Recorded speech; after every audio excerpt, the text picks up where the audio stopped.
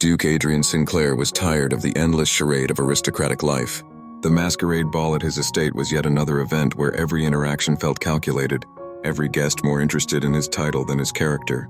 Seeking a reprieve, Adrian devised a daring plan with his loyal valet, Edward. "You'll wear my mask and take my place for the evening," Adrian said, handing over his ornate black and gold mask.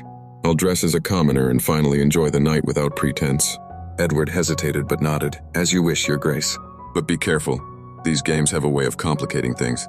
Amelia Greaves, a seamstress struggling to make ends meet, had never dreamed of attending a grand masquerade ball.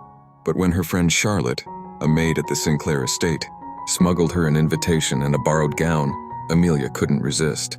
"Just one night," Charlotte whispered. "No one will know who you are. You deserve a bit of magic."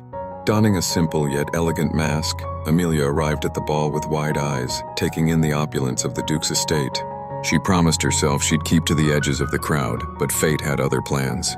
Adrian, disguised in a plain suit and a simple mask, moved through the crowd unnoticed. For the first time in years, he felt free. As he wandered the grand ballroom, his attention was drawn to a young woman standing by the fountain in the garden, her expression a mix of wonder and uncertainty. "You look like you've wandered into a dream," Adrian said, approaching her. Amelia turned, startled but intrigued by the man's easy smile and warm voice. "Perhaps I have," she replied. "And you? What brings you to this masquerade?"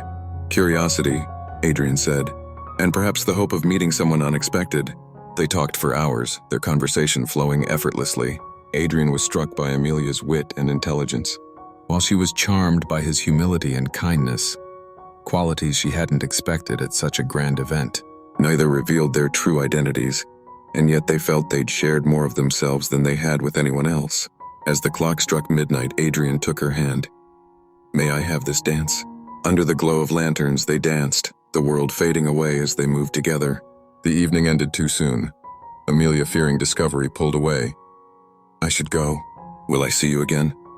Adrian asked, his voice tinged with urgency. Amelia hesitated, then smiled sadly. "Perhaps if fate allows." The next day, rumors swirled about the mysterious woman who had captivated the Duke's masquerade.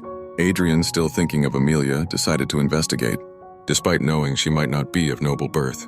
Amelia, meanwhile, returned to her simple life, the magic of the ball feeling like a distant dream. But when Edward, posing as the Duke, announced plans for another ball to find the mystery woman, Amelia's heart raced. "Why would the Duke search for someone like me?" she whispered to Charlotte. Charlotte smirked. "Maybe he sees something special, just like I do." At the second ball, Amelia arrived in a borrowed gown, her nerves tingling with both anticipation and fear. Adrian, now in his true role as Duke, spotted her immediately. When they met again in the garden, Adrian's heart leaped. "It's you," he said softly. "I've been looking for you." Amelia's breath caught. "You're the Duke? And you're not the noblewoman everyone assumed," Adrian said gently. "But it doesn't matter to me." Before they could say more, a jealous countess, who had overheard their conversation, stepped forward. "Your Grace, surely you're not entertaining the attentions of a common seamstress." The crowd gasped and Amelia froze, her face burning with humiliation. Adrian stepped forward, his voice firm. "The masquerade was meant to show that true worth lies beyond masks and titles.